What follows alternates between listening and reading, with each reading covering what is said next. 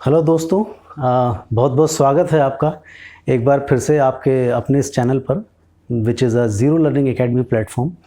आज हम एक नया आज से एक सीरीज़ शुरू करने जा रहे हैं which is based on the that how to do the preparation for the NEET exam for the upcoming session that is 2024 में जो भी एस्पायरेंट्स हैं, जो भी कैंडिडेट्स हैं, जो नीट की तैयारी करना चाहते हैं, नीट की प्रिपरेशन करना चाहते हैं, और चाहे वो अंग्रेज़ी माध्यम से बिलोंग करते हों, चाहे वो हिंदी माध्यम से बिलोंग करते हों, ठीक है।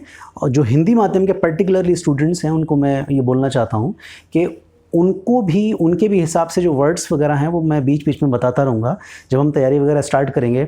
आज का जो सेशन है बहुत ज़्यादा स्पेशल होने वाला है, बहुत ज़्यादा इम्पॉर्टेंट है। आज हम डिस्कस करने जा रहे हैं कि स्ट्रैटेजी क्या होना चाहिए अगर एक्चुअली ऑनेस्टली आपको नीट का एग्ज़ाम क्रैक करना है, आपको गवर्नमेंट कॉलेज में एमबीबीएस की सीट लेनी है, तो आपकी स्ट्रैटेजी क्या होनी चाहिए। तो बिना किसी देरी के स्टार्ट करते हैं। So let's get started. So NEET 2024 अभी जैसा कि आप सब लोग जानते हैं कि अभी नीट 2023 का रिज़ल्ट आया है और जगह मेरे ख्याल से करीब 13 के आसपास रिज़ल्ट आया है। तो अब जो आने वाला जो एग्ज़ाम होगा वो 2024 में होगा, मतलब 2024 में होगा। तो कुछ बेसिक चीज़ें हैं जो नीट एग्ज़ाम से जुड़ी हुई हैं। जो भी एस्पायरेंट ये मेरा वीडियो देख रहे हैं, जिनको बहुत ज़्यादा चीज़ें नहीं पता हैं एग्ज़ाम के पैटर्न के बारे में, नीट का एग्ज़ाम कैसे किया जाता है, कितने ड्यूरेशन का होता है, कौन कौन से सब्जेक्ट्स इसमें होते हैं, क्या क्या उसका मार्क्स का वेटेज होता है, कितने नंबर आए तो आपको एमबीबीएस कॉलेज मिल जाएगा, ये तमाम चीज़ें हम आज के लेक्चर में डिस्कस करेंगे बहुत अच्छे से विद लॉजिक एंड रीज़न। ठीक है, आइए स्टार्ट करते हैं। तो सबसे पहले बेसिकली एग्ज़ाम पैटर्न की बात करते हैं। नीट, अभी ये जो एग्ज़ाम है नीट का, ये बेसिकली एनटीए कराता है। हालांकि जितने भी एग्ज़ाम्स हैं सारे के सारे आपके कंडक्ट होते हैं बाई एनटीए। और एनटीए क्या है? एनटीए एक सेंट्रल गवर्नमेंट की, भारत सरकार की एक एजेंसी है which is national testing agency. जो जितने भी जो टेस्ट वगैरह आजकल जो हो रहे हैं, जितने भी ऑनलाइन या ऑफलाइन, सारे के सारे जो टेस्ट हैं वो एनटीए कंडक्ट कराता है। आईआईटी का भी कराता है, नीट का भी कराता है, और बहुत सारे जो यूजीसी सीएसआईआर वगैरह के एग्ज़ाम्स होते हैं सारे के सारे एनटीए कंडक्ट कराता है। ठीक है, एग्ज़ाम पैटर्न की अगर बात करें तो नीट में बेसिकली आपके 3 सब्जेक्ट होते हैं। मोस्ट इम्पॉर्टेंटली आपके सबसे नंबर 1 फिज़िक्स आपका होता है, सब लोग जानते हैं। ठीक है, तो पहला सब्जेक्ट फिज़िक्स का होता है, दूसरा केमिस्ट्री का होता है, तीसरा बायोलॉजी में हमारे 2 कैटेगराइजेशन हैं। बायोलॉजी को हम 2 तरीके से डिवाइड करते हैं, that is among zoology and between zoology and botany. ठीक है, तो बायोलॉजी 2 फर्दर जो है क्लासेस में डिवाइड किया गया है, जूलॉजी में और बॉटनी में। ठीक है, ये इसका एग्ज़ाम पैटर्न है। अब इसके मार्क्स का डिस्ट्रीब्यूशन अगर देखें तो इसके जो मार्क्स का डिस्ट्रीब्यूशन है बेसिकली हर सब्जेक्ट, तो टोटल मिला के इसमें कितने सब्जेक्ट हो गए? 1 2 3 4, 4 सब्जेक्ट हो गए। तो इन 4 सब्जेक्ट का वेटेज ईच सब्जेक्ट का क्या होता है? इसमें 2 सेक्शन होते हैं। सेक्शन 1 मतलब सेक्शन ए इसको कह लो, और इसको सेक्शन बी कह लीजिए आप। तो सेक्शन ए और सेक्शन बी हर सब्जेक्ट में, ठीक है, बहुत ध्यान से समझने का है। क्योंकि देखिए एक बात हमेशा समझ लीजिए कि नॉलेज के आधार पर, ठीक है, अगर आप एक मिसाल के तौर पे अगर मैं आपको एक एग्जांपल दूं, आप बहुत ज़्यादा शक्तिशाली हैं, आपके पास में बहुत ज़्यादा अस्त्र हैं, बहुत ज़्यादा शस्त्र हैं, बहुत अच्छी अच्छी एम्यूनिटीज़ हैं, रिसोर्सेज हैं, और आप उनको लेकर अगर मैदान में उतर गए हैं, मान लिए युद्ध का मैदान छिड़ा हुआ है, युद्ध का जंग छिड़ी हुई, युद्ध के मैदान में आप उतर गए हैं, तो अगर आपके पास प्रॉपर प्लान नहीं है, अगर आपके पास प्रॉपर स्ट्रैटेजी नहीं है, तो डज़ नॉट मैटर कि आपके पास जो है वो आपके पास एम्यूनिटीज़ कितनी है, आपके पास मिसाइलें कितनी हैं, आपके पास जो है अस्त्र कितने हैं, या आपके पास जो है बाकी तमाम चीज़ें जो कितनी हैं, आपके पास रसद कितना है, ये कोई मैटर नहीं करता, ये इंडिपेंडेंट हो जाता है। ठीक है, तो सबसे इंपॉर्टेंट आपको कोई भी एग्ज़ाम क्वालिफाई करना है, does not matter, I am not particularly stick to the NEET exam, NEET exam नहीं बल्कि आपको कोई भी एग्ज़ाम अगर क्वालिफाई करना है तो आपके पास में एक सॉलिड प्लान होना बहुत ज़रूरी है। अगर आपके पास में एक सॉलिड प्लान नहीं होगा तो आप सारा का सारा पढ़ लीजिए, देखिए सारा जो है ज्ञान की गंगा में नहाने से आप जो है बहुत बड़े काबिल तो बन जाएंगे, आप बहुत बड़े बुद्धिमानी तो बन जाएंगे लेकिन एग्ज़ाम नहीं क्वालिफाई कर पाएंगे। तो हमारा जो मेन टारगेट है क्या है, एग्ज़ाम को क्वालिफाई करना। आपको ज्ञान चाहे कितना भी हो गया, अगर आपका नीट क्वालिफाई नहीं हो पाया, अगर आप MBBS में आपका एडमिशन नहीं हो पाया, तो कोई मतलब नहीं बनता है वो सारे के सारे ज्ञान का, ठीक है ना। हालांकि और दूसरे रास्ते भी होते हैं, बट हमारा जो मेन फोकस क्या होना चाहिए, नीट एग्ज़ाम को क्वालिफाई करना। And for qualifying that exam we must be having a proper and strong plan and strategy. Okay, that's what we are discussing about. तो सबसे पहले सेक्शन ए में हम बात करते हैं। तो सारे के सारे सब्जेक्ट्स में 2 सेक्शन होंगे, सेक्शन ए और सेक्शन बी। सेक्शन ए में 35 मार्क्स होंगे। 35 मार्क्स जो होंगे हर सब्जेक्ट्स में, ये कंपलसरी होंगे, ठीक है। ये बहुत ज़्यादा ध्यान से समझने की बात है, बिल्कुल भी स्किप नहीं करिएगा, बहुत इत्मीनान से समझिएगा इस चीज़ को। 35 मार्क्स होंगे, हर सब्जेक्ट में 2 सेक्शन होंगे, सेक्शन ए और सेक्शन बी। सेक्शन ए में 35 मार्क्स होंगे और ये कंपलसरी। कंपलसरी का मतलब ऐसा नहीं है कि आपने उसमें से कोई सवाल छोड़ दिया, नहीं किया तो आप पर पेनल्टी पड़ जाएगी, है ना। कंपलसरी का मतलब कि इसमें कोई चॉइस नहीं है, ठीक है, इसमें कोई चॉइस नहीं है। मतलब 35 सवाल आएंगे, उन 35 में से 35 आपको आंसर देना है। अगर नहीं देते हो, अगर नहीं आता तो नहीं दीजिए आप, कोई पेनल्टी नहीं है इसमें। कंपलसरी का मतलब कोई ऑप्शन नहीं है, ठीक है। तो आपको 35 क्वेश्चंस करने हैं सेक्शन ए के अंदर, और सेक्शन बी में आपके 15 क्वेश्चंस होंगे। कितने होंगे? 15 क्वेश्चन होंगे। उन 15 में से 15 क्वेश्चंस में से इसमें आपके पास चॉइस है। जो सेक्शन बी है इसमें आपके पास क्या है? चॉइस है। 15 में से सिर्फ आपको 10 करने हैं। Only 10 questions you have to attend, ठीक है। तो इसीलिए मैं कह रहा था कि सेक्शन ए में जो 35 क्वेश्चंस हैं, उन 35 क्वेश्चन में कोई चॉइस नहीं है, आपको सारे के सारे करने हैं। सेक्शन बी में जो 15 क्वेश्चन है, इन 15 में से आपको सिर्फ 10 करने हैं, आपके पास चॉइस है, ठीक है। आपको 15 में से 10 करने हैं। तो ये सारे के सारे सेक्शन, सारे के सारे सब्जेक्ट का यही खेल है, यही उसका फॉर्मेट है। अब अगर देखें नंबर डिस्ट्रीब्यूशन, तो टोटल मिलाएं तो 35 ये हो गए। अब 15 में से कितने करने हैं? 10 करने हैं। तो 35 + 10 कितने हो गए? 45 हो गए, 45 हो गए। तो हर सब्जेक्ट के कितने क्वेश्चन आपको करने हैं? 45 क्वेश्चन करने हैं। अब 45 क्वेश्चन, अब इसको टोटल सब्जेक्ट कितने हैं? 4 हैं। इसको मल्टीप्लाई करेंगे तो कितना आएगा? 180, ठीक है। मतलब ये बेसिकली ये मार्क्स कैलकुलेट किए हैं मैंने, हालांकि सब नंबर ऑफ क्वेश्चन भी करेंगे तो वो भी इतना ही आएगा, ठीक है।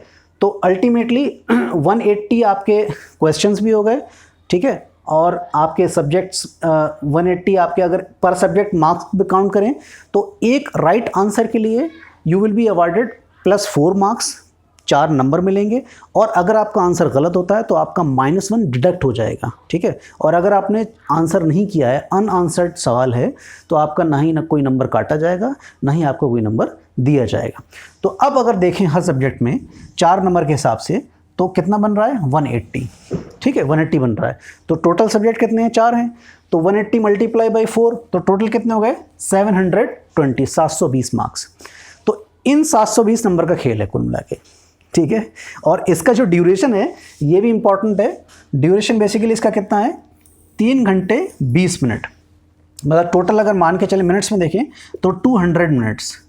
सो 200 मिनट का ये खेल है आपका नीट के एग्ज़ाम का।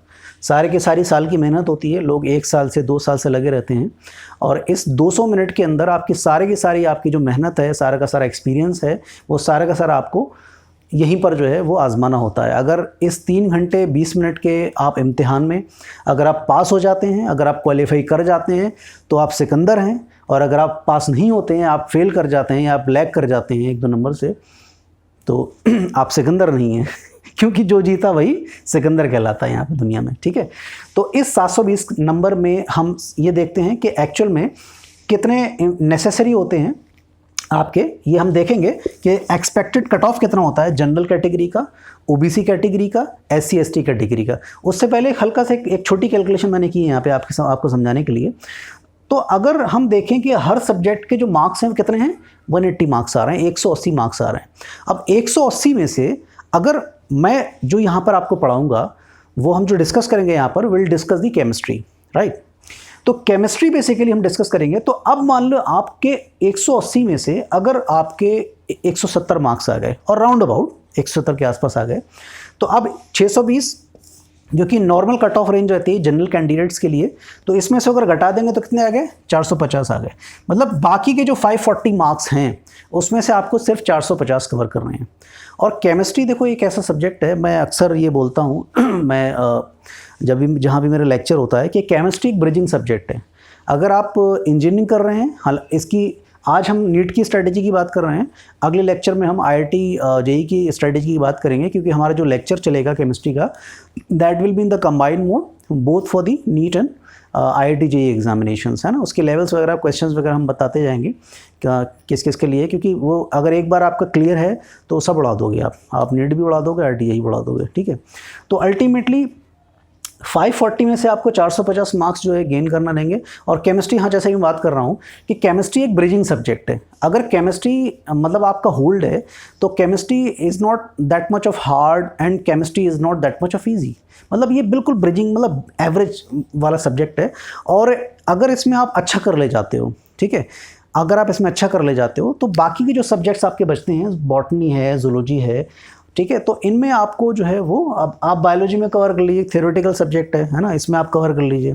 और बाकी फिजिक्स में मान लिया हल्का सा डाउन भी चला जाता है आपका, तो आपका सिलेक्शन कोई रोकने वाला नहीं है, ठीक है ना। तो इसीलिए मैं बता रहा हूँ कि 170 का अगर आपका लक्ष्य है, अगर आपका टारगेट 170 का है, तो बाकी के जो 540 नंबर रह गए उसमें से सिर्फ और सिर्फ 450 अंक आपको लाना रहेगा, सिर्फ और सिर्फ 450, और आपकी सीट पक्की है in government college anywhere in any state of India, okay, that doesn't matter। अब देख लेते हैं हल्का सा कि एक्सपेक्टेड कट ऑफ क्या जाता है। एक्सपेक्टेड कट ऑफ, हालांकि ये हर साल डिपेंड करता है, मतलब depending on the how many students और how many candidates are appearing in the examinations, कितने अपीयर हुए हैं, कितना रजिस्ट्रेशन वगैरह किया है और कितनी सीट्स वगैरह निकली हैं, उस पर डिपेंड करता है। लेकिन ऑन एन एवरेज जो कट ऑफ जाता है जनरल कैटेगरी का 620 के आसपास जाता है, ठीक है। अगर आप जनरल कैटेगरी से बिलोंग करते हैं और आपके 620 के आसपास मार्क्स हैं, नंबर हैं, तो आपको ये मतलब आप ये आशा कर सकते हैं आप ये भरोसा कर सकते हैं कि with the grace of almighty God somewhere you may get the admission in the government college in the MBBS, है ना। तो इतना होना चाहिए। OBC की अगर बात करें तो OBC का अभी क्या है ना, पहले OBC और जनरल का बहुत ज़्यादा गैप रहता था, अभी इसका कम हो गया है, ठीक है, अभी इसका कम हो गया है, ठीक है। और इसमें इसी के साथ में जो एक कैटेगरी है EWS, है ना, तो इसमें भी बहुत ज़्यादा डिफरेंस नहीं रहता है, तो वो लगभग जो है वो OBC EWS के आसपास रहता है। तो 20 नंबर कम कर लिए, 600 प्लस मार्क्स आ गए। और फर्दर SC की बात कर लिए तो 500 प्लस, और 400 से 500 के बीच में ST कैंडिडेट्स का रहता है। ये जनरल एक्सपेक्टेड कट ऑफ है। तो मैं तो मान के चल रहा हूँ कि आप अपने आप को आप जिस भी कैटेगरी से बिलोंग करते हो, देखिए ये एक बात याद रखिए हमेशा, आप जो है अपने आप को अगर स्ट्रॉन्ग बनाएंगे तो आप स्ट्रॉन्ग बनेंगे, क्योंकि एवरीथिंग और many thing depends on your thinking, depends on your psychology, depends on your DNA actually. तो अगर आप अपने आप को मजबूत बनाएंगे तो आप मजबूत बनेंगे, कमज़ोर बनाएंगे तो आप कमज़ोर बन जाएंगे। तो आप चाहे किसी भी कैटेगरी से बिलोंग करते हो, आप अपने आप को जनरल मानिए and put yourself under this category, unreserved category. आप इसको मान के चलिए और अपना टारगेट रखिए 620 का। कोई हिलाने वाला नहीं है आपको, मैं सच बता रहा हूँ आपको। आसमान में अगर निशाना लगाएंगे ना तो बादल में तो लगेगा ना, और क्या। अगर अपना टारगेट 620 रखेंगे तो कितना जाएगा, आप टारगेट रखिए 720 का टारगेट रखिए, 720 आउट ऑफ 720 कहाँ जाएंगे। तो इसलिए टारगेट जो है ऊपर रखिए। टारगेट ऊपर रखेंगे तो परसेंटेज एरर कितना कम होगा, कितना घटा के ले जाएगा परसेंटेज एरर आपका, ठीक है। तो कहीं ना कहीं तो नीचे गिरेगा ना। आप निशाना बादलों में लगाएंगे तो कहाँ पे, खजूर में अटकेंगे। तो खजूर में अटक के फ़ायदा कुछ नहीं है, नुकसान होना है, समय की बर्बादी, पैसे की बर्बादी। तो आप जिस भी कैटेगरी से बिलोंग करते हैं तो आप ना टारगेट क्या रखिए, 620 का रखिए, ठीक है। तो बेसिकली आपको केमिस्ट्री में जो मार्क्स सिक्योर करने हैं वो 170 का टारगेट है। तो ये एक बेसिक स्ट्रेटजी थी जो मैं आपके साथ में डिस्कस करना चाह रहा था। जो अपकमिंग एग्जामिनेशंस है 2024 में, 2024 में क्या क्या स्ट्रेटजी होना चाहिए, कैसे कैसे पढ़ना है। और मैं बहुत ज़्यादा बड़ी बात नहीं कहता, बट मिलके, क्योंकि देखिए टीचर जो है वो इटसेल्फ कुछ नहीं है, टीचर जो है इटसेल्फ कुछ नहीं है, जो रिलेटिव टीचर की जो वैल्यू है वो इन रिस्पेक्ट टू स्टूडेंट्स है। अगर स्टूडेंट अगर मेहनती है, अगर वो आप जो करा रहे हैं वो कर रहा है, तभी जो है वो रिज़ल्ट आएगा। अदरवाइज़ अगर वन साइडेड अगर मैं आपको कराता जाऊँगा, आप लोग नहीं करोगे तो रिज़ल्ट नहीं आएगा। लेकिन ये मेरा प्रॉमिस है, ये मेरा एक आपको एक वायदा है कि अगर आपने मेरे साथ मेहनत कर ली तो particularly I take a guarantee of the chemistry subject that for sure 170 तो उड़ा देंगे 100%, 170 आउट ऑफ 180, ठीक है। और बीच में देखो आगे जाके बहुत सारी चीज़ें होंगी, तो अगर लगेगा तो फिज़िक्स वगैरह की क्लास भी हम लोग स्टार्ट करेंगे, फिज़िक्स वगैरह बायो वगैरह की। सो मैं उसको एश्योर नहीं कर रहा हूँ क्योंकि अभी मतलब बिना किसी उसके मैं आपसे प्रॉमिस नहीं कर सकता हूँ। बट केमिस्ट्री की क्लास चलेगी और बहुत धड़ाके से चलेगी, ठीक है, बहुत अच्छे से चलेगी। और सारे के सारे लेवल्स जो आपको पढ़ाए जाएंगे, और बेसिकली जो न्यूमेरिकल प्रॉब्लम्स हैं वो मैं आपको सॉल्व कराऊँगा, और वो कैसे कैसे टैकल आउट करनी है वो सब बताई जाएंगी। और पर्टिकुलरली जो IIT JEE मेंस के लिए जो स्ट्रैटेजी होती है कैसे कैसे करना है वो सारी की सारी डिस्कस की जाएंगी क्लास में। तो ये था आज का वीडियो जो इस बात पर था कि क्या स्ट्रैटेजी होना चाहिए जो नीट का 2024 का एग्ज़ाम होने वाला है उसके लिए, जो भी एस्पायरेंट्स हैं। और ख़ासकर से मैं कहना चाहूँगा जो हमारे हिंदी माध्यम के जो विद्यार्थी हैं वो बिल्कुल भी जो है वो मायूस ना हो, बिल्कुल भी जो है वो हतोत्साहित ना हो, ठीक है। उनके लिए भी जो है ये जो प्लेटफॉर्म है ज़ीरो लर्निंग एकेडमी का, उनको भी ध्यान में रख के ये बनाया गया है। और साथ में जब भी चीज़ें कराई जाएंगी, so the things will be disseminated in both the modes, ठीक है, English and Hindi medium both, ठीक है। तो आप बिल्कुल निश्चिंत रहिए और आप मुझे कमेंट करते रहिए। देखिए मेरा जो आईना है, ये एक टीचर का जो आईना होता है, दर्पण जो होता है वो विद्यार्थी होते हैं, तो मेरा दर्पण आप हैं। तो आप जो भी इम्प्रूवमेंट की जो आपको जो भी कुछ चाहिए है या जो भी आप मुझे सजेस्ट करना चाहते हैं, जो बात करना चाहते हैं, मुझे ज़्यादा से ज़्यादा कमेंट करिए और इसको ज़्यादा से ज़्यादा सब्सक्राइब करिए। जितने लोग जुड़ेंगे उतनी जल्दी हम इसको स्टार्ट करेंगे और उतना ही हेल्दी हमारा जो डिस्कशन होता चला जाएगा। तो ये था आज के लिए सिर्फ स्ट्रैटेजी नीट 2024। बहुत जल्दी मिलेंगे और बहुत जल्दी आपसे मुखातिब होते रहेंगे। और दुआ करते रहिए और प्लीज़ ज़्यादा से ज़्यादा स्प्रेड करिए, सब्सक्राइब करिए ताकि एक मोटिवेशन मिले, हिम्मत मिले।